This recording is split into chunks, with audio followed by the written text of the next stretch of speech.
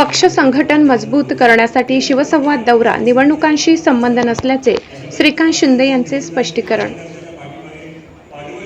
शिवसेना पक्ष संघटन अधिक मजबूत करणे, तळागाळातील कार्यकर्त्यांशी थेट संवाद साधणे आणि शासनाच्या विविध योजनांची माहिती जनतेपर्यंत पोहोचविणे या उद्देशाने राज्यभर राबविण्यात येत असलेल्या शिवसंवाद दौऱ्याचा निवडणुकांशी कोणताही संबंध नसून हा पक्ष बळकटीकरणाचा उपक्रम आहे, असे प्रतिपादन शिवसेना खासदार श्रीकांत शिंदे यांनी आज नंदुरबार येथे केले। यावेळी राज्याचे शिक्षण मंत्री दादा भुसे, आमदार चंद्रकांत रघुवंशी, आमदार आमशा पाडवी यांच्यासह शिवसेनेचे पदाधिकारी, कार्यकर्ते आणि नागरिक मोठ्या संख्येने उपस्थित होते।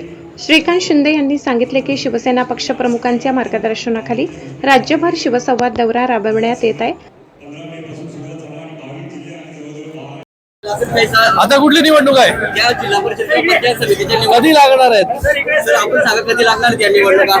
बघा, आता कुठल्याच निवडणुका नाही आहेत। पक्ष संघटना वाढवण्यासाठी आणि वाढवण्यासाठी आम्ही सगळे लोक माननीय मुख्य नेते एकनाथजी शिंदे साहेबांच्या नेतृत्वाखाली काम करतो। दादा भुसे साहेब या ठिकाणी उपस्थित आहेत। खास करून आमचे सचिव असतील, त्याचबरोबर आता महाराष्ट्र राज्य संघटन प्रमुख असतील, हे सगळे जे आहे पक्ष संघटना वाढली पाहिजे याच्यासाठी सगळीकडे जातोय।